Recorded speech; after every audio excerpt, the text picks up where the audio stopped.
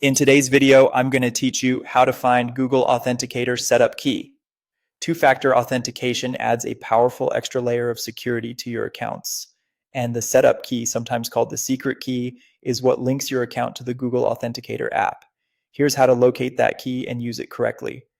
Start on the account you want to protect, then open its security or two-step verification area. And this is usually found in your account settings under security. If the site asks you to confirm your password or a code, go ahead and do that so you can access the two-step options. Next, choose the option to set up a new Authenticator app. Websites phrase this differently, but you're looking for something like Authenticator app, TOTP, or time-based codes. When the site shows you a QR code to scan, don't scan it yet. Instead, look for a small link near the QR code that says "Can't scan it" or "Enter key manually." Click that.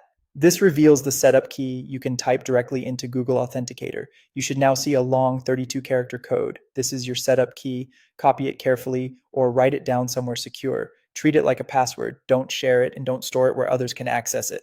If the page lets you choose between time-based and counter-based codes, select time-based. Now open the Google Authenticator app on your phone. Tap the plus button, choose enter a provided key, and paste or type the setup key. You can give the entry a clear label so you'll recognize which account it belongs to later. As soon as you save, the app will start generating a 6-digit code that refreshes every 30 seconds. Return to the account website and enter the current 6-digit code to confirm the connection and complete the setup.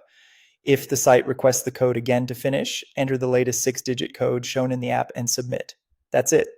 You found your Google Authenticator setup key, added it to the app, and verified it on the website. A few quick tips: make sure your phone's date and time are set to automatic so codes stay in sync, and keep the setup key stored securely in case you ever need to move to a new phone. Thanks for watching, and take a minute to repeat this process on your other important accounts so they're protected too.